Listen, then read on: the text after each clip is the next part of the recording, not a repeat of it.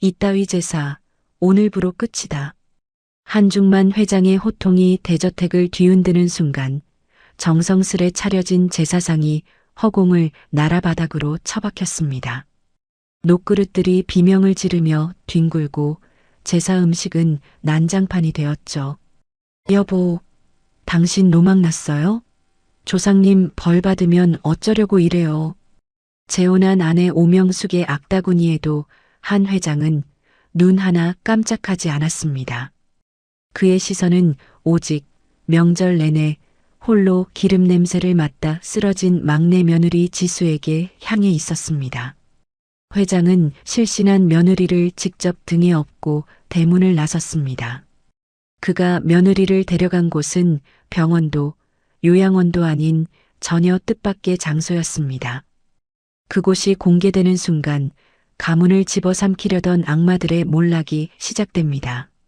이야기 시작 전 구독과 좋아요를 눌러주신다면 여러분의 가족과 주변 사람 모두에게 건강과 행복한 기운을 전달하실 수 있을 거예요. 오늘의 사연 시작합니다. 추석 명절을 앞둔 새벽 3시 한림그룹의 대저택 주방은 튀김솥에서 뿜어져 나오는 매캐한 연기와 기름 냄새로 가득 찼습니다.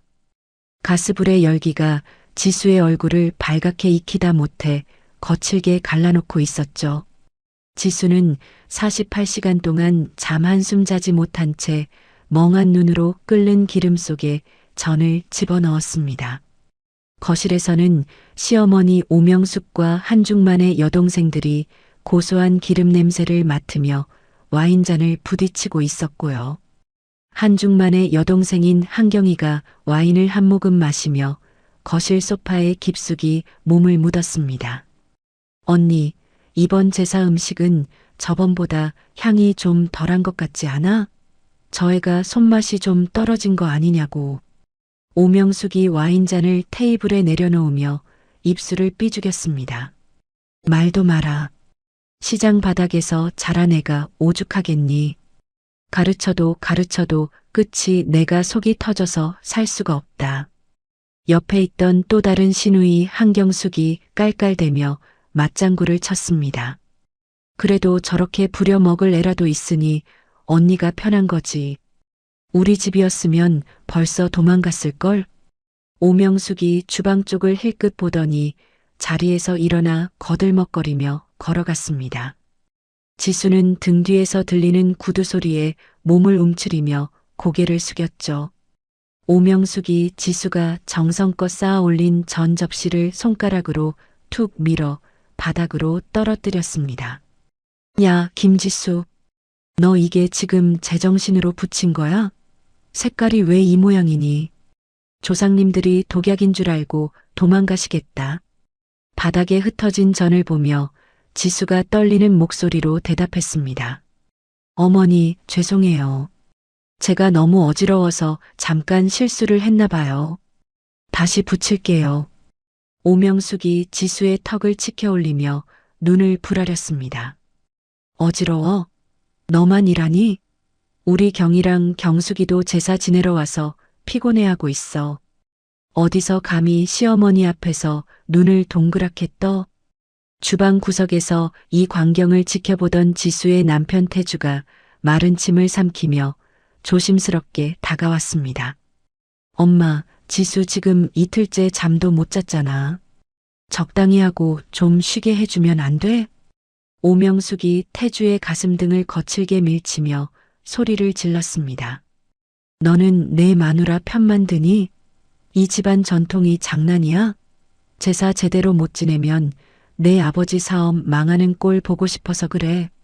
태주는 어머니의 기세에 눌려 다시 고개를 숙이고 주방을 빠져나갔습니다. 지수는 달아오른 기름솥 앞에서 눈앞이 핑 도는 것을 느꼈죠. 순간 지수의 무릎이 꺾이며 대리석 바닥으로 힘없이 고꾸라졌습니다. 지수의 머리가 식탁 모서리에 부딪히며 둔탁한 소리가 났고 지수는 그대로 의식을 잃었습니다. 오명숙이 쓰러진 지수의 옆구리를 구둣발로 툭툭 차며 짜증 섞인 목소리로 말했습니다. 야, 김지수, 어디서 지금 쇼를 해? 빨리 안 일어나? 제삿날에 재수없게 시체 놀이할 거야? 한경이와 한경숙도 주방으로 몰려와 쓰러진 지수를 구경하듯 내려다보았습니다. 언니, 얘 진짜 기절한 거 아니야? 얼굴색이 너무 안 좋은데. 오명숙이 코방귀를 뀌며 지수의 어깨를 다시 한번 발로 찼습니다. 다 연기야. 일하기 싫어서 머리 쓰는 거라고. 야, 안 일어나? 이때 2층 계단에서 한중만이 무거운 발걸음으로 내려왔습니다. 한중만은 난장판이 된 주방과 바닥에 쓰러진 며느리, 그리고 그 옆에서 발길질을 하는 오명숙을 무서운 눈으로 노려보았습니다. 한중만이 거실 중앙에 화려하게 차려진 제사상 앞으로 성큼성큼 걸어갔죠. 모두가 숨을 죽인 순간 한중만이 오른발을 크게 휘둘러 제사상을 그대로 걷어차 버렸습니다. 상 위에 놓인 고임 떡과 과일, 나물들이 사방으로 튀어나갔고 녹그릇들이 쟁그랑 소리를 내며 바닥을 굴렀습니다. 오명숙이 비명을 지르며 뒤로 물러났습니다. 아이고, 여보, 지금 이게 무슨 짓이에요? 조상님들 노하시면 어쩌려고 그래요? 한중만이 바닥에 굴러다니던 탕국 사발을 집어 오명숙의 발등 근처로 내던졌습니다. 조상? 산 사람을 잡아먹는 게 조상이면 그딴 조상 필요 없다. 이따위 제사 오늘부로 끝이다. 한경이가 벌벌 떨며 한중만의 팔을 붙잡았습니다. 오빠, 갑자기 왜 그래요? 제삿날에 이게 무슨 망측한 짓이에요. 한중만이 여동생의 손을 거칠게 뿌리치며 사자처럼 포효했습니다. 너희도 똑같아. 자기 집안 제사인데 조카 며느리 혼자 개고생 시키고 와인이나 마셔? 당장 내 집에서 나가. 한중만이 바닥에 쓰러진 지수에게 다가가 무릎을 굽히고 지수를 조심스럽게 안아 올렸습니다. 32살 된 며느리의 몸은 종이장처럼 가벼웠고 지수의 손마디는 물 마를 날이 없어 거칠게 갈라져 있었습니다. 한중만의 눈에 이슬이 맺히며 30년 전 죽어간 첫 아내의 얼굴이 지수의 얼굴 위로 겹쳐졌죠. 태주야, 너는 거기 서서 뭐하니? 차 대기시키라고 안 해? 태주가 허둥지둥 대문을 향해 달려갔습니다. 오명숙이 앞을 가로막으며 독설을 내뱉었습니다. 당신 진짜 노망난 거예요? 이 여자 데리고 지금 어디 가겠다는 거예요? 한중만이 오명숙의 얼굴에 침을 뱉듯 차갑게 말했습니다. 이 집안에 여자를 잡는 귀신은 있어도 제사 받을 귀신은 없다. 비켜라. 내 며느리 죽는 꼴은 더 이상 못 본다. 한중만은 수행비서가 열어준 차 뒷좌석에 지수를 눕히고 자신도 옆에 올라탔습니다. 차는 비 내리는 도심을 벗어나 산길을 따라 한참을 달렸죠. 도착한 곳은 울창한 숲속에 숨겨진 작은 암자이자 최신 의료 설비가 갖춰진 별동 병원이었습니다. 지수가 수액을 맞으며 겨우 눈을 떴을 때 머리맡에는 한중만이 침통한 표정으로 앉아 있었습니다. 아버님, 제가 제사상을 망쳐서 죄송해요. 다시 가서 음식해야 하는데. 지수가 몸을 일으키려 하자 한중만이 지수의 어깨를 부드럽게 눌러 다시 눕혔습니다. 지수야, 이제 이거 그만해라. 내 잘못 아니다. 내가 너무 늦게 눈을 떴구나. 지수의 눈에서 눈물이 주르륵 흘러 베개를 적셨습니다. 저 때문에 어머니가 많이 화나셨을 텐데 집으로 돌아가야 할 것 같아요.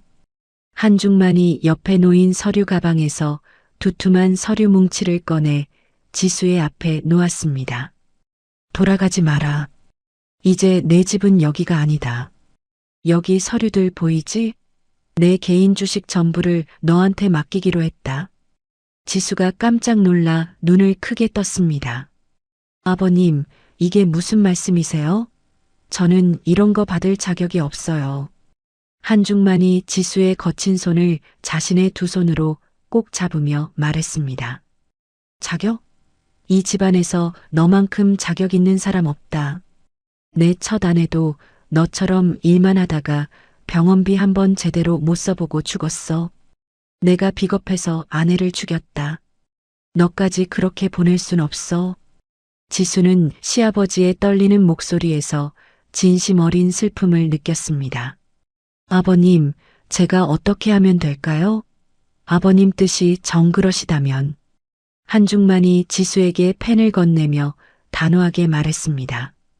사인해라. 이제부터 너는 한림그룹의 주인이다. 오명숙이랑 태성이 그놈들이 너를 무시하지 못하게 내가 너를 호랑이로 만들 거다.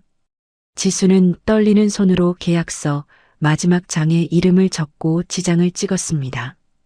한중만은 그 서류를 품에 소중히 안으며 창밖의 어둠을 응시했죠. 그 눈빛은 이제껏 보지 못한 서슬 퍼런 복수심으로 타오르고 있었습니다. 다음 날 아침 8시 숲속의 비밀병동은 이른 아침부터 차가운 긴장감이 감돌았습니다. 지수는 시아버지가 마련해준 특수보안 병실에서 눈을 떴고 하얀 침대 시트 위로 비치는 햇살을 멍하니 바라보았습니다. 한중만이 정장을 갖춰 입고 병실로 들어와 지수의 상태를 살피며 물잔을 건넸습니다. 지수야, 몸은 좀 어떠냐? 밤새 잠은 좀 설쳤을 텐데 말이다. 지수가 물컵을 두 손으로 받으며 조심스럽게 대답했습니다. 아버님 덕분에 잘 잤어요. 그런데 아버님, 어제 주신 서류들 정말 제가 감당해도 되는 건가요? 한중만이 창가로 걸어가 커튼을 젖히며 단호하게 말했습니다. 너는 회계학을 전공한 수재 아니냐? 그동안 주방에서 썼기엔 너무 아까운 재능이야. 네가 주방 구석에서 적어둔 그 장부들 내가 다 확인했다. 지수가 깜짝 놀라며 고개를 숙였습니다. 죄송해요, 아버님. 허락도 없이 집안 살림을 그렇게 기록해서. 한중만이 뒤를 돌아보며 껄껄 웃음을 터뜨렸습니다. 아니, 오히려 내가 고맙구나. 오명숙이가 집안 돈을 어떻게 빼돌렸는지 내 장부에 다 적혀 있더구나. 그 숫자들이 내 눈에는 복수의 칼날로 보여. 그 시각 시내의 한 고급 호텔 스위트룸에서는 오명숙이 지수의 친정 부모를 마주하고 앉아 있었습니다. 오명숙이 테이블 위에 10억 원이라고 적힌 수표 한 장을 보란 듯이 내려놓았습니다. 지수의 어머니 박순자가 수표를 보자마자 눈을 크게 뜨며 침을 꼴깍 삼켰습니다. 사모님, 이게 정말 저희한테 주시는 건가요? 세상에 0이 몇 개야. 오명숙이 우아하게 차를 한 모금 마시고는 비릿한 미소를 지었습니다. 그 수표는 계약금일 뿐이에요. 지수가 지금 제정신이 아니에요. 시아버지를 홀려서 가산을 탕진하게 하려고 작정을 했다고요. 부모로서 가만히 있으면 안 되죠? 지수의 아버지 김만석이 수표를 손으로 가볍게 쓰다듬으며 물었습니다. 그럼 저희가 어떻게 하면 되겠습니까? 말씀만 하세요. 우리 지수가 효녀라 제 말은 잘 듣거든요. 오명숙이 서류 한 장을 밀어내며 서늘한 목소리로 대답했습니다. 지수를 정신병원에 강제로 입원시켜야겠어요. 여기 동의서 보이죠? 부모님이 서명만 하시면 나머지는 제가 다 알아서 처리할게요. 박순자가 서류를 낚아채며 망설임 없이 펜을 들었습니다. 아유, 당연히 그래야죠. 자식 잘 되라고 하는 일인데. 우리 지수가 정신이 온전치 못해서 저러는 걸 우리가 바로잡아야지 누가 하겠어요. 잠시 후 지수의 부모는 오명숙이 보낸 용역들과 함께 지수가 머무는 병동 로비에 들이닥쳤습니다. 박순자가 로비가 떠나가라 고함을 지르며 지수를 찾기 시작했습니다. 지수야, 김지수, 너 2년 어디 숨었어? 애미 애비도 몰라보고 미쳐서 날뛰더니 여기 있었구나. 지수가 소란스러운 소리에 로비로 내려오다 부모를 발견하고 멈춰 섰습니다. 김만석이 지수의 팔을 거칠게 낚아채며 소리쳤습니다. 너 2년 아버님을 어떻게 꼬드겼길래 이런 사달을 내. 당장 짐 싸서 나와. 너 병원 가서 치료 좀 받아야겠다. 지수가 팔을 휘저으며 부모의 손을 뿌리쳤습니다. 아버지, 어머니, 지금 이게 무슨 짓이에요? 저 멀쩡해요. 왜 이러세요, 정말? 박순자가 지수의 머리채를 잡으려 손을 휘두르며 소리쳤습니다. 멀쩡하긴 뭐가 멀쩡해. 제정신인 년이 시아버지를 꼬드겨서 주식을 가로채? 네가 사람이야? 당장 가자. 이때 복도 끝에서 한중만의 천둥 같은 호령이 들려왔습니다. 당장 그 손 놓지 못해. 한중만이 지팡이를 짚고 위험 있게 걸어 나오자 용역들과 부모가 주춤하며 물러났습니다. 한중만이 박순자의 손에 들린 수표를 가리키며 차갑게 물었습니다. 그 수표 오명숙이한테 받은 거냐? 10억이나 되는 큰 돈을 선뜻 내놓더냐? 박순자가 수표를 등 뒤로 숨기며 더듬거렸습니다. 아니. 이건 저희 사정이고요. 저희 딸 저희가 데려가겠다는데 회장님이 무슨 상관이세요? 한중만이 헛웃음을 지으며 비서에게 고개를 끄덕였습니다. 그거 이미 도난 신고된 수표다. 지금 당장 은행에 가봐라. 종이 조각밖에 안 될 테니까. 오명숙이가 당신들을 이용해서 지수를 가두려고 속인 거라고. 박순자가 수표를 다시 꺼내들며 얼굴이 하얗게 질렸습니다. 뭐라고요? 도난 수표? 이 여자가 우리를 속였어? 한중만이 용역들을 향해 손짓하며 단호하게 명령했습니다. 당장 이자들을 밖으로 끌어내라. 다시는 이 근처에 발도 못 붙이게 해. 부모가 끌려나간 뒤 지수는 바닥에 주저앉아 소리 없이 눈물을 흘렸습니다. 한중만이 지수의 어깨를 다독이며 따뜻하게 말했습니다. 지수야, 피는 물보다 진하다지만 가끔은 그 피가 사람을 죽이기도 한다. 이제 내 가족은 나 하나라고 생각해라. 지수가 눈물을 닦으며 시아버지를 올려다보았습니다. 아버님, 저 이제 정말 무서울 게 없어요. 부모님까지 저를 버렸는데 제가 누굴 더 무서워하겠어요. 이때 지수의 전화기가 울렸습니다. 남편 태주의 전화였습니다. 지수가 전화를 받자마자 태주의 날카로운 목소리가 터져 나왔습니다. 지수야, 너 진짜 미쳤어? 우리 엄마를 어떻게 하면 검찰에 신고한다는 소리를 해? 너 당장 집으로 와서 무릎 꿇고 빌어. 지수가 차가운 목소리로 대답했습니다. 태주 씨, 당신은 아직도 상황 파악이 안 돼? 당신 어머니가 나를 정신병원에 가두려고 했어. 당신도 알고 있었지? 태주가 잠시 머뭇거리더니 화를 내며 덧붙였습니다. 그건 다 네가 자초한 일이잖아. 그냥 조용히 시키는 대로 살았으면 이런 일 없었어. 너 당장 이혼 서류에 도장 찍어. 지수가 입술을 꽉 깨물며 단호하게 말했습니다. 그래, 이혼하자. 대신 당신들이 나한테 저지른 죄값 하나도 빠짐없이 다 받아낼 거야. 끊어. 지수는 전화를 끊고 한중만에게 고개를 숙였습니다. 아버님, 저 오늘 회사로 출근하겠습니다. 윤리경영본부장 발령 내주신 거 지금 바로 시작하고 싶어요. 몇 시간 뒤 지수는 단정하고 세련된 정장을 입고 한림그룹 본사 로비에 나타났습니다. 직원들이 수군거리며 지수를 바라보았지만 지수는 허리를 곧게 펴고 당당하게 걸었습니다. 엘리베이터 앞에서 오명숙과 장남 태성이 지수를 가로막았습니다. 오명숙이 지수의 얼굴을 보며 비릿하게 웃었습니다. 어머, 김지수 본부장님? 정신병원 대신 회사로 오셨네? 너 여기가 어디라고 감히 발을 들여. 오명숙이 손을 높이 들어 지수의 뺨을 후려치려 했습니다. 하지만 지수는 빠른 동작으로 오명숙의 손목을 꽉 낚아챘습니다. 지수가 오명숙의 눈을 똑바로 쳐다보며 낮은 목소리로 속삭였습니다. 어머니, 아니 오명숙 씨. 예전에 제가 아니에요. 당신이 빼돌린 비자금 장부 이미 제 손에 다 들어와 있거든요.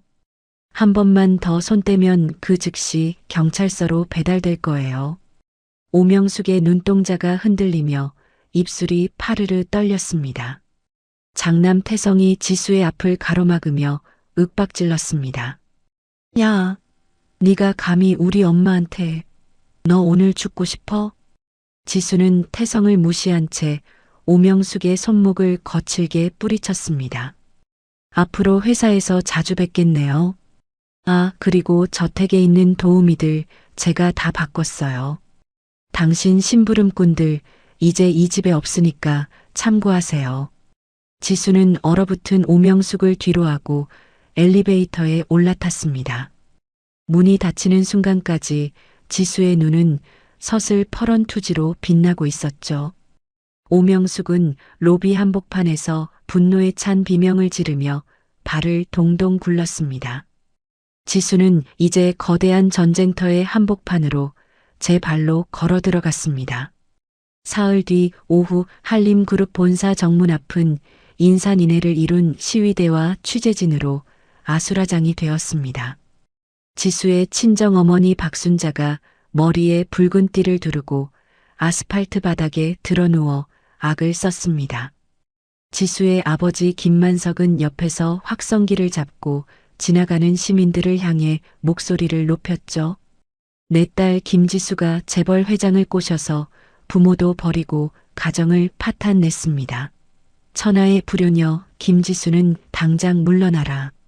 오명숙이 미리 섭외한 유튜버들이 카메라를 들이대며 자극적인 제목으로 실시간 방송을 내보내고 있었습니다.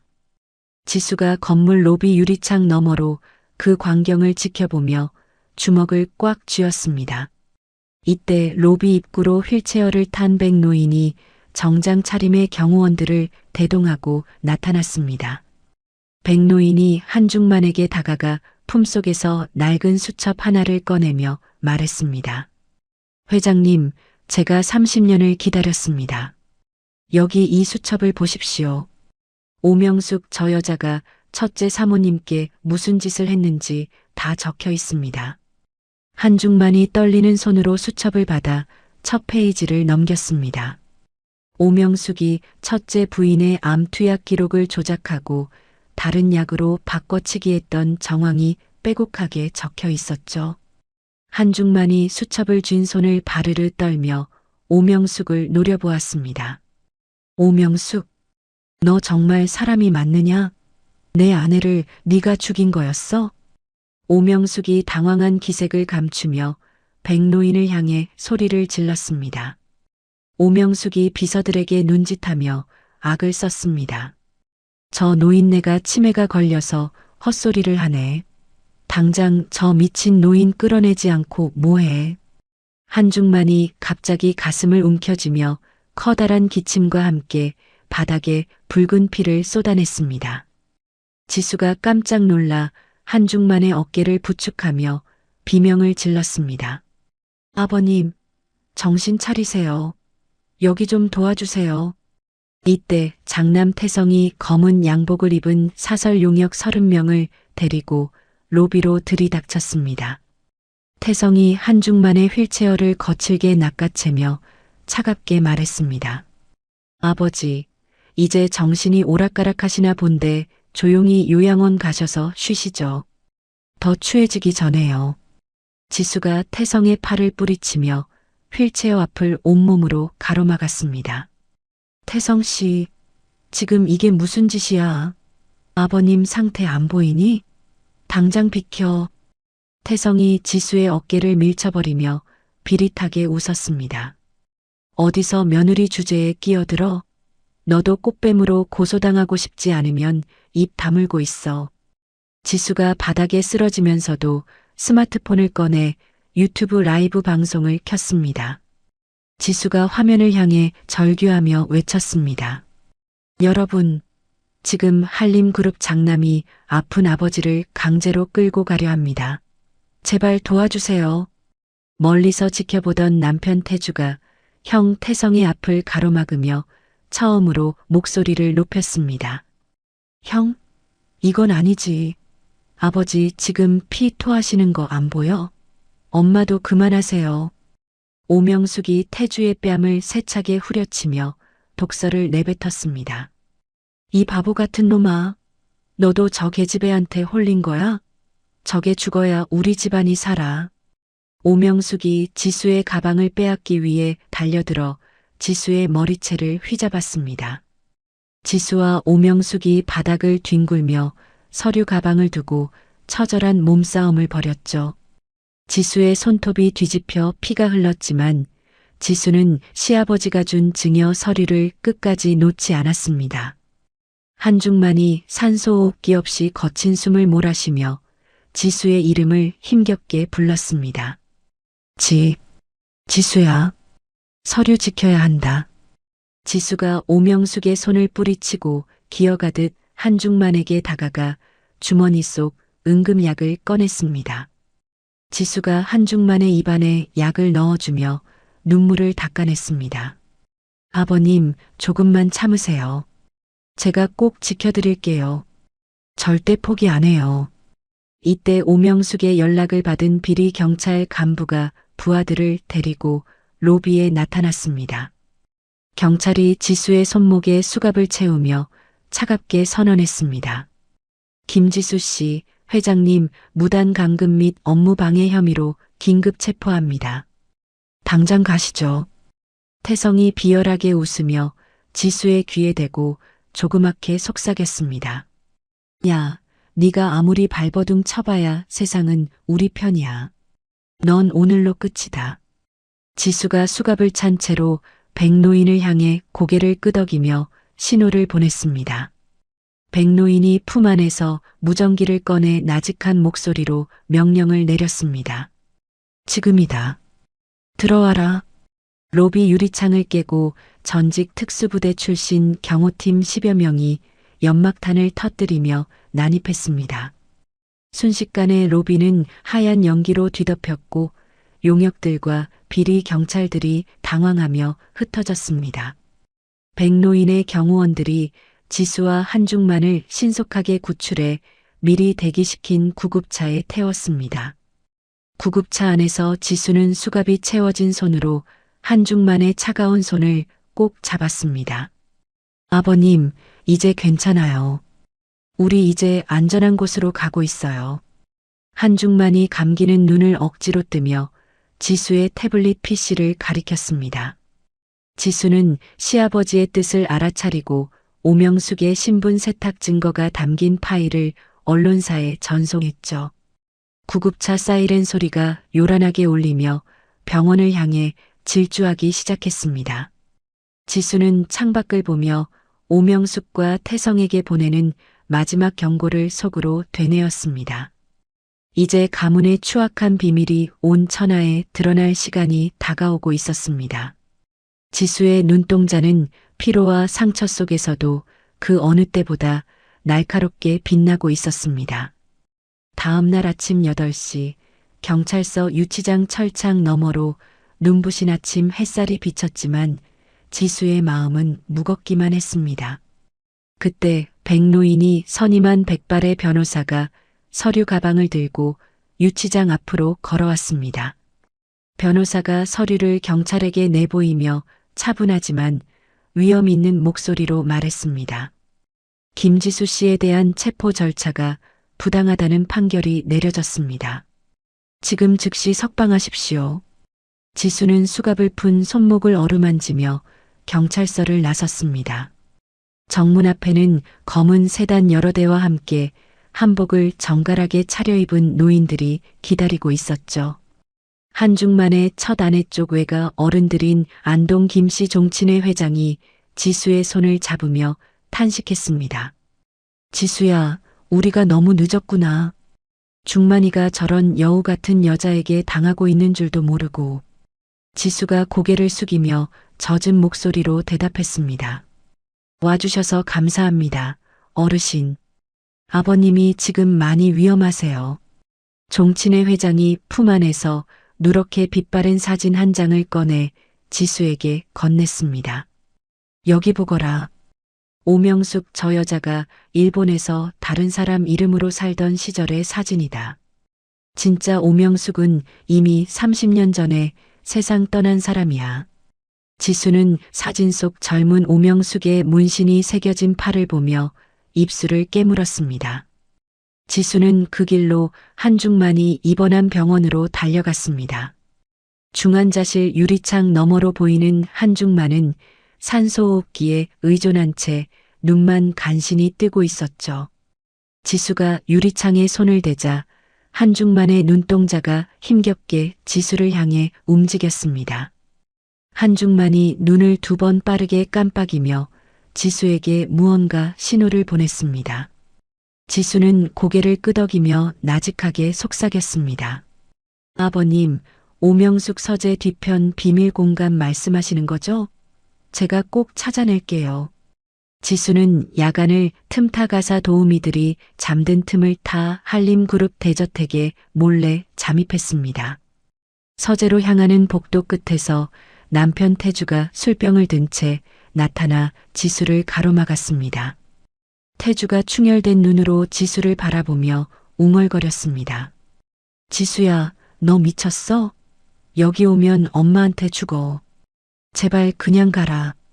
지수가 태주의 멱살을 잡고 벽으로 밀어붙이며 매섭게 쏘아붙였습니다. 태주 씨, 당신 어머니가 아버님께 독을 먹였어. 당신은 평생 비겁하게 숨어 살 거야? 나 좀 도와줘. 태주가 술병을 떨어뜨리며 바닥에 주저앉아 머리를 감싸쥐었습니다. 나도 알아. 엄마가 매일 보약이라고 주던 거 사실은 독이었다는 거. 알았는데 무서워서 말 못했어. 태주가 거실 쪽을 향해 크게 소리를 지르며 연기를 시작했습니다. 엄마, 배고파요. 라면 좀 끓여줘요. 빨리. 오명숙이 주방으로 향하는 틈을 타 지수는 재빨리 서재로 뛰어들어갔습니다. 지수는 3년 동안 매일같이 닦았던 가짜 책장의 3번째 칸을 힘껏 밀었습니다. 커다란 책장이 소리 없이 옆으로 밀려나며 어두운 비밀 공간이 드러났죠. 지수가 휴대폰 불빛을 비추자 그 안에는 수십 개의 금괴와 이면, 계약서들이 쌓여 있었습니다. 그 중에는 보육원 원장의 이름이 적힌 낡은 통장과 지수의 기록을 조작하라는 오명숙의 자필 편지도 들어 있었고요. 지수가 서류들을 가방에 쑤셔넣고 서재를 빠져나오려 할 때 오명숙의 날카로운 목소리가 들렸습니다. 너 거기서 뭐하니? 김지수. 오명숙이 부엌칼을 든 채 서재 문을 열고 들어와 광기 어린 눈으로 지수를 노려보았습니다. 지수가 서류 가방을 꽉 쥐며 당당하게 맞섰습니다. 오명숙 씨, 아니, 일본에서 도망쳐온 가짜 오명숙 씨. 당신의 연극은 여기서 끝이야. 오명숙이 칼을 휘두르며 지수에게 달려들었지만 태주가 뒤에서 오명숙의 팔을 붙잡았습니다. 엄마 그만해. 제발 좀 멈추라고. 지수는 그 틈을 타 저택 밖으로 달려나가 대기 중이던 오토바이에 올라탔습니다. 지수는 밤길을 가로질러 전국 시청률 1위의 시사 프로그램 생방송 스튜디오에 도착했습니다. 방송 시작 5분 전 지수의 친정엄마 박순자가 전화를 걸어와 비굴하게 속삭였습니다. 지수야, 너 방송 나간다며? 우리한테 5억만 주면 우리가 다 잘못했다고 말해줄게. 응? 지수가 눈물을 삼키며 전화를 차갑게 끊어버렸습니다. 어머니, 이제 늦었어요. 당신들도 법의 심판을 받으세요. 스튜디오 조명이 켜지고 카메라가 지수의 얼굴을 비췄습니다. 지수가 화면을 향해 오명숙이 보냈던 10억 수표와 신분 세탁 증거물들을 하나씩 들어보였습니다. 시청자 여러분, 저는 오늘 한림그룹의 며느리가 아닌 한 범죄의 목격자로서 이 자리에 섰습니다. 지수가 오명숙의 조작된 보육원 기록과 한중만 회장에게 투여된 독성 분석표를 차례로 공개했죠. 방송을 보던 전 국민이 경악했고 SNS는 오명숙의 처벌을 요구하는 글로 도배되었습니다. 방송 도중 한중만 회장이 의식을 회복해 병상에서 직접 화상 연결로 입을 열었습니다. 내 며느리 지수의 말은 모두 사실입니다. 오명숙은 내 아내를 죽인 살인자입니다. 지수는 방송을 마치고 스튜디오를 나서며 쏟아지는 박수 소리 속에 주저앉았습니다. 지수의 얼굴에는 상처와 눈물 자국이 가득했지만 눈빛만은 승리자의 그것이었죠. 이제 오명숙과 그 일당들이 숨을 곳은 대한민국 어디에도 없었습니다. 지수는 밤하늘을 보며 처음으로 깊은 숨을 내쉬며 다음 전쟁을 준비했습니다. 한림그룹 본사 15층 대회의실 안은 에어컨 바람조차 얼려버릴 듯한 무거운 침묵이 흐르고 있었습니다. 상석에 앉은 오명숙이 화려한 자수가 놓인 정장 매무새를 가다듬으며 거만하게 이사들을 둘러보았죠. 오명숙이 앞에 놓인 명패를 손으로 툭툭 치며 차갑게 말했습니다. 한중만 회장님이 의사소통이 불가능한 상태이니 오늘 이 자리에서 제가 임시 회장직을 맡는 안건을 통과시키겠습니다. 이해 없으시죠? 그때 회의실 육중한 문이 거칠게 열리며 지수가 한 손에는 두툼한 보고서를 다른 한 손에는 태블릿 컴퓨터를 들고 당당하게 걸어 들어왔습니다. 장남 태성이 자리에서 벌떡 일어나 지수를 가리키며 소리를 질렀습니다. 야, 여기가 어디라고 감히 발을 들여. 경비들 안 부르고 뭐해. 지수가 보고서를 테이블 중앙에 내던지며 태성의 말을 가로막았습니다. 앉으세요, 태성 씨. 오늘은 당신들이 아니라 내가 주인 노릇 좀 하러 왔으니까요. 여기 이 서류들 보이죠? 오명숙 씨의 파면, 결의서와 신분 조작 증거물들입니다. 오명숙이 코방귀를 뀌며 의자 깊숙이 몸을 묻고 비웃음을 날렸습니다. 어제 방송국에서 쇼 좀 했다고 세상이 내 편인 줄 아니? 그런 가짜 서류들로 이사님들이 움직일 것 같아? 지수가 태블릿의 재생 버튼을 누르자 벽면 대형 스크린에 영상이 흐르기 시작했습니다. 오명숙이 보육원 원장에게 돈다발을 건네며 지수의 기록을 조작하라고 지시하는 은밀한 대화가 회의실 안에 생생하게 울려 퍼졌죠. 이사들이 웅성거리며 오명숙을 향해 따가운 시선을 보내기 시작했습니다. 지수가 오명숙의 눈을 똑바로 쏘아보며 단호하게 덧붙였습니다. 이게 가짜라면 지금 당장 경찰을 부르세요. 하지만 경찰은 이미 오고 있습니다. 당신들이 빼돌린 해외 비자금 계좌가 방금 동결됐거든요. 태성이 얼굴이 불그락푸르락해져 지수에게 달려들려 할 때 회의실 문이 다시 한번 열렸습니다. 휠체어에 앉은 한중만이 비서의 부축을 받으며 모습을 드러냈습니다. 한중만이 호랑이 같은 눈빛으로 오명숙과 태성을 노려보며 천둥 같은 목소리를 냈죠.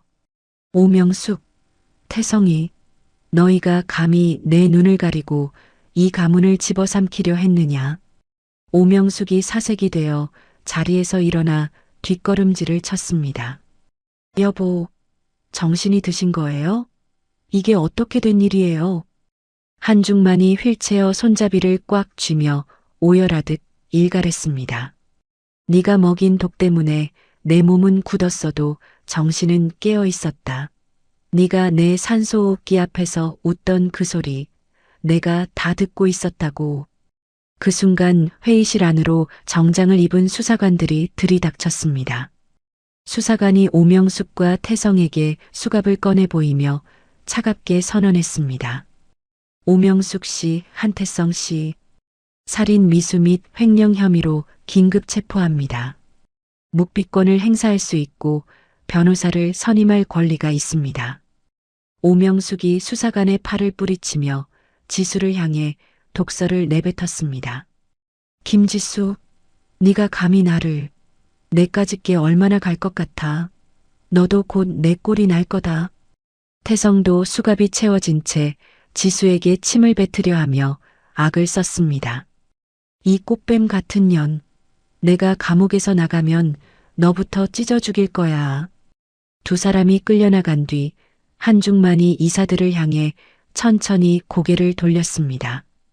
한중만이 지수의 손을 꼭 잡으며 힘있는 어조로 선포했죠. 오늘부로 내 며느리 김지수를 한림그룹의 전문 경영인 대표이사로 임명한다. 이에 있는 사람은 지금 당장 짐 싸서 나가라.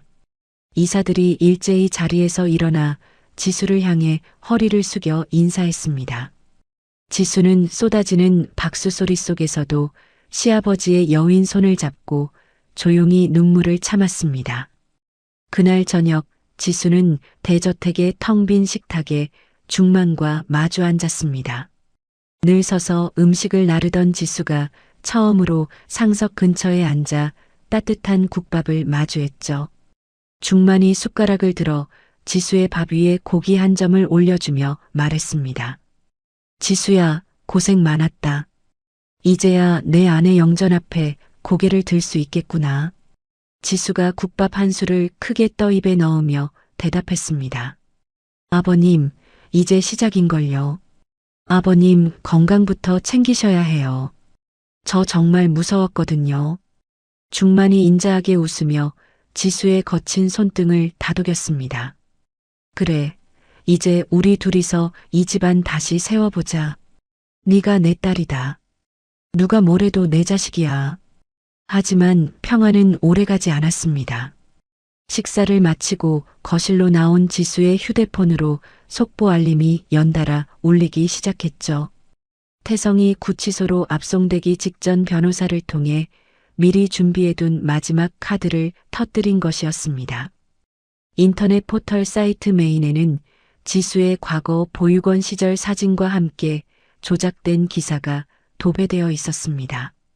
한림그룹세 대표 김지수, 어린 시절 보육원 지원금 횡령 의혹이라는 자극적인 제목이었죠. 지수가 휴대폰을 떨어뜨리며 소파에 힘없이 주저앉았습니다. 아버님, 태성이 그놈이 결국 제 과거를 건드렸어요. 보육원 시절 제가 원장의 비리를 밝히려다 누명 썼던 일을 거꾸로 뒤집어 씌웠네요. 중만이 찌푸린 미간을 손으로 짚으며 비서에게 전화를 걸었습니다. 당장 홍보팀 소집해. 사실관계 바로잡고 기사 내리라고 해. 지수가 고개를 저으며 시아버지의 팔을 붙잡았습니다. 아니요, 아버님. 기사 내린다고 해결될 일이 아니에요. 이미 여론이 돌아서고 있어요. 꽃뱀 프레임에 횡령까지 더해졌으니 사람들이 제 말을 믿어주지 않을 거예요. 실제로 저택 밖에는 방금 전까지 지수를 응원하던 시민들이 다시 몰려와 계란을 던지며 소리를 지르고 있었습니다.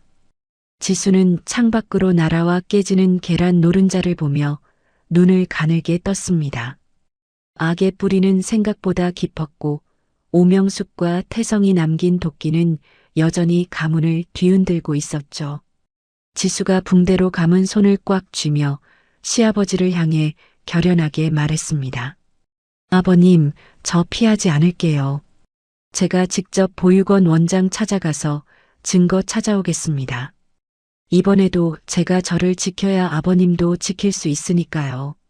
중만은 걱정스러운 눈으로 며느리를 보았지만 지수의 눈빛에는 흔들리지 않는 단단한 의지가 서려 있었습니다. 지수는 다시 구두끈을 조여맸고 폭풍 속으로 뛰어들 준비를 마쳤습니다. 가문의 정화는 아직 절반도 끝나지 않았음을 지수는 직감하고 있었습니다. 오명숙의 친정 식구들이 지수의 대표이사 집무실로 들이닥친 것은 이사회가 끝난 바로 다음 날 오후였습니다. 그들은 집무실의 고급 가구들을 닥치는 대로 때려 부수며 지수를 향해 입에 담지 못할 욕설을 퍼부었죠. 오명숙의 남동생 오광철이 깨진 화병 조각을 지수에게 던지며 소리를 질렀습니다. 야, 이 독한 년아, 우리 누님을 감옥에 쳐넣고 네가 이 자리를 꿰차? 네가 그러고도 사람이야. 지수가 책상 모서리를 꽉 잡으며 침착하게 대답했습니다. 오강철 씨, 지금 당장 나가세요. 기물파손의 주거 침입으로 가중 처벌받고 싶지 않으면요. 같은 시각 구치소에 있던 오명숙은 미리 준비한 날카로운 칫솔대로 자신의 팔을 긋고 쓰러졌습니다. 언론에는 오명숙이 병원으로 실려가는 사진과 함께 며느리의 박해에 시달리다 극단적인 선택을 시도했다는 기사가 실시간으로 도배되었고요. 병원 중환자실에 있던 한중만은 갑작스러운 폐혈증 증세로 다시 의식을 잃었습니다. 오명숙 측 변호사가 법원에 낸 보호자 자격 정지 신청이 받아들여지면서 지수는 병실 근처에도 가지 못하게 되었죠. 병동 복도에서 오명숙의 친척들에게 가로막힌 지수가 울먹이며 소리쳤습니다. 비켜요. 아버님 상태가 위독하시다는데 며느리인 내가 왜 못 들어간다는 거예요? 오명숙의 여동생 오명이가 지수의 어깨를 세게 밀치며 비웃었습니다. 며느리? 너 같은 꽃뱀이 무슨 며느리야. 회장님 감금하고 재산 가로채려던 거 다 들통났는데 어디서 큰 소리야. 그때 정장을 입은 사내들이 수사관 증표를 내밀며 지수의 앞을 가로막았습니다. 오명숙에게 뇌물을 받은 비리 검사 최성국이 차가운 눈으로 지수를 내려다보며 말했습니다. 김지수 씨, 별동병원 무단 침입 및 한중만 회장님에 대한 불법 감금 혐의로 긴급 체포합니다. 포토라인이 기다리고 있으니 어서 가시죠. 지수는 본사 지하 주차장에서 수많은 기자의 플래시 세례를 받으며 검찰청으로 압송되었습니다. 취조실 안에는 남편 태주가 미리 와서 고개를 숙인 채 앉아 있었죠. 최 검사가 태주를 가리키며 지수에게 싸늘하게 물었습니다. 한태주 씨, 김지수 씨가 회장님을 강제로 별동병원에 가두고 주식 증여 서류에 지장을 찍게 했다는 사실이 맞습니까? 태주가 지수의 눈을 피하며 기어들어가는 목소리로 대답했습니다. 네, 맞습니다. 지수가 아버지를 이용해 재산을 다 가져가려고 했어요. 저도 무서워서 말리지 못했습니다. 지수가 큰 충격을 받고 태주의 멱살을 잡으려다 수사관들에게 제지당하며 절규했습니다. 태주 씨, 당신 미쳤어? 당신이 어떻게 나한테 이래? 당신 엄마가 아버님 독살하려고 한 거 다 알잖아. 태주가 고개를 더 깊숙이 숙이며 떨리는 목소리로 덧붙였습니다. 지수가 시키는 대로 말한 거예요. 저는 아무것도 몰랐습니다. 지수 저 여자가 다 꾸민 일이에요. 최 검사가 지수의 보육원 시절 기록을 지수의 얼굴 앞에 던지며 비릿하게 웃었습니다. 천안 보육원 출신이 재벌가에 들어와서 가문을 아주 쑥대밭으로 만들었구먼. 김지수, 너 여기서 못 나가. 내 친부모도 네가 어떤 아이였는지 다 증언했거든. 스튜디오 안에는 지수의 친부모가 출연해 우리 딸은 어릴 때부터 돈이라면 눈이 뒤집혔다고 말하는 뉴스 화면이 나오고 있었습니다. 지수는 48시간 동안 한숨도 자지 못한 채 강도 높은 조사를 받으며 육체적 한계에 부딪혔죠. 하지만 지수는 책상 밑에 숨겨두었던 소형 녹음기가 작동하고 있음을 확인하고 입술을 꽉 깨물었습니다. 최 검사가 지수의 턱을 치켜 올리며 오만한 목소리로 속삭였습니다. 야, 오 여사님이 약속한 돈이 얼만데 네가 방해를 해? 그냥 다 포기하고 감옥 가. 그래야 내 목숨이라도 부지하지. 지수가 순간적으로 의식을 잃은 척하며 바닥으로 쓰러졌습니다. 당황한 최 검사가 수사관을 부르러 나간 사이 지수는 미리 매수한 청소부 아줌마에게 녹음 칩을 건넸습니다. 아줌마, 이거 백노인님께 전해주세요. 제발 부탁드려요. 청소부 아줌마가 걸레 속에 칩을 숨기고 서둘러 취조실을 빠져나갔습니다. 몇 시간 뒤 인터넷에는 최 검사와 오명숙의 유착 관계가 담긴 녹취 파일이 전 국민에게 공개되었습니다. 대검찰청 감찰팀이 취조실로 들이닥쳐 최 검사를 현장에서 체포했고 지수는 긴급 석방되었죠. 지수는 석방되자마자 부상당한 팔을 감싸 쥐고 병원으로 미친 듯이 질주했습니다. 중환자실 층에 도착했을 때 오명숙이 보낸 킬러가 주사기를 든 채 중만의 병실 안으로 들어가고 있었습니다. 지수가 구두를 벗어 던지고 킬러에게 달려들어 팔을 물어뜯으며 비명을 질렀습니다. 안 돼. 이 살인마야. 아버님 건드리지 마. 지수는 킬러와 거친 몸싸움을 벌이다 바닥에 머리를 부딪히면서도 비상벨을 필사적으로 눌렀습니다. 킬러가 지수의 배를 발로 차고 도망치려 할 때 의료진과 경호원들이 들이닥쳤습니다. 지수는 피가 흐르는 팔을 이끌고 중만의 침대 곁으로 기어갔죠. 지수가 중만의 산소호흡기 선이 무사한 것을 확인하고 중만의 손을 꼭 잡았습니다. 아버님, 저 왔어요. 지수 왔어요. 제발 눈 좀 떠보세요. 중만이 지수의 목소리에 기적적으로 눈을 뜨며 지수의 손을 마주 잡았습니다. 지수는 중만의 손등에 얼굴을 묻고 참아왔던 오열을 터뜨렸습니다.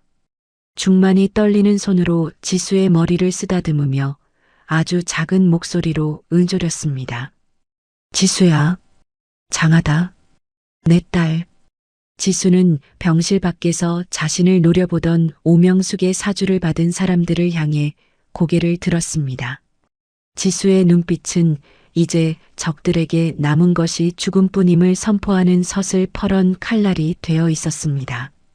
지수는 이제 더 이상 도망치지 않고 악의 뿌리를 완전히 뽑아버릴 마지막 전쟁을 결심했습니다. 지수는 비장한 각오로 오명숙의 비자금을 관리하던 핵심 회계사의 은신처를 찾아갔습니다. 지수가 회계사의 책상 위에 그동안 모아온 횡령 증거들을 내려놓으며 서늘하게 말했습니다. 회계사님, 이 장부들이 당신 손에서 나온 거라는 거 검찰도 이미 알고 있어요. 당신도 공범으로 감옥에서 썩고 싶지 않으면 오명숙 씨의 해외 비자금 계좌 비밀번호 지금 당장 내놓으세요. 중년의 회계사가 안경을 고쳤으며 덜덜 떨리는 손으로 서류를 훑어보았습니다. 저는 그냥 시키는 대로만 했을 뿐입니다. 제발 저 좀 살려주십시오. 여기 계좌 명단과 비밀번호가 담긴 이동식 저장장치입니다. 지수는 저장장치를 움켜쥐고 곧장 국세청과 법무부로 달려가 오명숙의 모든 자금을 동결시켰습니다. 자금줄이 끊기자 오명숙을 돕던 대형 변호사단은 순식간에 흩어졌고 용역들도 자취를 감췄죠. 중환자실에서 기적적으로 회복한 한중만이 휠체어를 타고 검찰청 정문에 모습을 드러냈습니다. 수많은 취재진 앞에서 한중만이 산소 마스크를 벗고 힘주어 말했습니다. 오명숙은 내 아내를 독살하려 한 살인자입니다. 내 며느리 지수가 나를 구했고 가문의 진실을 밝혀냈습니다. 중만의 명확한 증언에 오명숙의 병보석은 즉각 취소되었고 오명숙은 환자복 차림으로 다시 수감시설로 끌려갔습니다. 지수는 경찰서 정문에서 자신을 기다리던 친정 부모를 발견하고 걸음을 멈췄습니다. 박순자가 지수의 옷소매를 붙잡으며 억지 울음을 터뜨렸습니다. 지수야, 우리가 정말 잘못했다. 그 여우 같은 여자가 돈으로 우리를 꼬드겨서 그랬어. 우리 딸, 우리 좀 살려줘라. 지수가 박순자의 손을 차갑게 뿌리치며 가방에서 서류 한 장을 꺼냈습니다. 어머니, 아버지, 오명숙 씨에게 받은 돈은 이미 국가에서 몰수해 갔어요. 그리고 여기 법원에서 나온 접근 금지 명령서예요. 다시는 내 눈앞에 나타나지 마세요. 김만석이 멍하니 서류를 바라보며 입술을 바르르 떨었습니다. 너 정말 독하구나. 어떻게 부모한테 이럴 수가 있어. 지수가 차가운 눈빛으로 아버지를 똑바로 바라보며 대답했습니다. 저를 독하게 만든 건 당신들이에요. 저한테 부모는 이제 없어요. 가세요. 지수는 뒤돌아보지 않고 곧장 남편 태주가 기다리는 카페로 향했습니다. 태주가 지수의 얼굴을 보자마자 자리에서 일어나 안절부절 못하며 말했습니다. 지수야, 내가 그때 형한테 협박당해서 그랬어. 정말이야. 한 번만 용서해주면 안 될까? 우리 다시 시작하자. 지수가 가방에서 이혼 서류와 가문 추방장을 꺼내 테이블 위에 던졌습니다. 태주 씨, 당신은 아버님이 죽어갈 때도 당신 목숨만 생각했어. 이 서류에 도장 찍어. 그리고 이 집안에서 당신 이름은 영원히 지워질 거야. 태주가 서류를 움켜쥐며 눈물을 흘렸지만 지수는 단호하게 자리에서 일어났습니다. 며칠 뒤 한림그룹 본사에서 열린 임시 주주총회장은 긴장감으로 가득 찼습니다. 지수가 단상에 올라 오명숙과 태성의 영구 제명 및 주식 소각 안건을 상정했습니다. 주주 한 명이 손을 들고 지수에게 질문을 던졌습니다. 김지수 대표이사님, 오명숙 씨 일가가 저지른 범죄로 인해 떨어진 기업 이미지를 어떻게 회복하실 계획입니까? 지수가 마이크를 잡고 당당하고 명쾌한 목소리로 대답했습니다. 가장 정직한 것이 가장 강력한 경쟁력입니다. 저는 오늘부로 모든 가부장적 악습과 투명하지 못한 경영을 철폐하겠습니다. 시민감시단을 도입해 제1거수일투족을 공개하겠습니다. 주주들의 압도적인 박수와 함께 안건은 98%의 찬성으로 가결되었습니다. 지수가 대표이사 명패를 손으로 어루만지며 창밖을 응시했습니다. 감옥 안에서 전 재산이 사회복지기금으로 환원되었다는 소식을 들은 오명숙은 충격으로 쓰러져 반신불수가 되었다는 보고가 들어왔고요. 태성 역시 교도소 내에서 다른 죄수들에게 집단 괴롭힘을 당하며 비참한 나날을 보내고 있었습니다.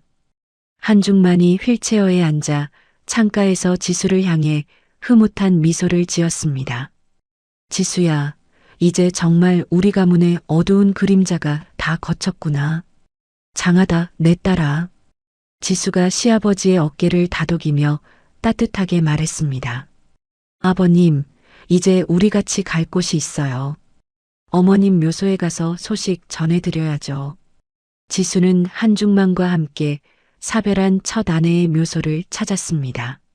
30년 만에 처음으로 형식적인 제사 음식이 아닌 지수가 손수 준비한 소박한 도시락과 장미꽃 한 다발이 묘비 앞에 놓였습니다. 한중만이 묘비를 쓰다듬으며 참아왔던 사죄의 눈물을 쏟아냈습니다. 여보, 내가 너무 늦었지? 우리 지수가 당신 안을 다 풀어줬어. 이제 마음 편히 쉬어. 지수도 묘비 앞에 서서 나직하게 속삭였습니다. 어머님, 이제 걱정 마세요. 아버님은 제가 끝까지 지켜드릴게요. 그리고 이 집안 다시는 눈물 흘리는 여자 없게 만들게요. 묘역을 감싸고 도는 바람이 지수의 머리카락을 부드럽게 쓰다듬고 지나갔습니다. 지수는 한림그룹의 매출을 단숨에 회복시키며 언론으로부터 올해의 여성기업인 상 후보로 지명되었죠. 백노인은 지수의 배려로 그룹 명예 고문직에 추대되어 평생의 명예를 회복하고 웃음을 되찾았습니다. 지수는 지옥 같던 제사 음식을 만들던 대저택의 주방을 완전히 헐어버리는 공사를 시작했습니다. 그 자리에는 직원들이 자유롭게 책을 읽고 토론할 수 있는 도서관이 들어설 예정이었고요. 지수는 이제 누군가의 며느리가 아닌 한 기업의 리더이자 당당한 인간으로서의 승리를 만천하에 선포했습니다.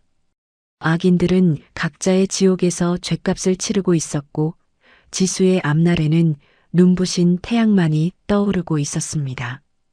1년이라는 시간이 흐른 뒤 한림그룹 본사 로비의 대형 전광판에는 대표이사 김지수가 선포한 윤리경영 헌장이 황금빛으로 찬란하게 빛나고 있었습니다. 지수가 집무실 책상에 놓인 지수 장학재단 설립 공문을 꼼꼼히 살핀 뒤 곁에 서 있던 백 노인에게 고개를 들며 물었습니다. 백 고문님, 이번에 보육원 아이들에게 지원할 장학금 규모를 지난번보다 조금 더 늘려도 괜찮겠죠? 백 노인이 돋보기 안경을 고쳤으며 인자한 미소로 대답했습니다. 암요, 대표님 뜻대로 하십시오. 회장님도 대표님이 아이들을 돕는 일이라면 무조건 찬성하실 겁니다. 지수가 창밖으로 펼쳐진 서울 시내 전경을 바라보며 나직하게 덧붙였습니다. 가난 때문에 꿈을 포기하는 아이들이 더는 없었으면 좋겠어요. 제가 겪은 아픔을 그 아이들은 겪지 않길 바라거든요. 그 무렵 중환자실을 벗어나 건강을 회복한 한중만은 자신이 한때 지수를 가두려 했던 별동병원을 지역사회 노인들을 위한 무료 치매 센터로 기부했습니다. 한중만이 센터 마당에서 노인들과 함께 햇살을 받으며 장기판을 들여다보다가 지수에게 걸려온 전화를 받았습니다. 지수야, 무리하지 말고 천천히 오너라. 나는 여기서 우리 친구들하고 바둑 한 판 두고 있을 테니까 걱정 마라. 지수가 수화기 너머로 들리는 시아버지의 밝은 목소리에 안도하며 미소를 지었습니다. 네, 아버님. 회의 금방 끝내고 제가 맛있는 거 사서 갈게요. 조금만 기다려주세요. 한중만이 장기하를 만지며 곁에 있던 노인들에게 자랑스럽게 말했습니다. 보셨지? 저게 우리 집 대표이사야. 내 딸이나 마찬가지인 아주 기특한 아이지. 그 시각 교도소 내 치매 병동에 수감된 오명숙은 자신이 여전히 재벌가 회장 부인인 줄 착각하며 벽을 향해 삿대질을 하고 있었습니다. 오명숙이 허공을 향해 눈을 부라리며 앙칼진 목소리로 소리를 질렀습니다. 야, 김지수, 너 제사 탕국간이 왜 이 모양이야? 당장 다시 끌여오지 못해.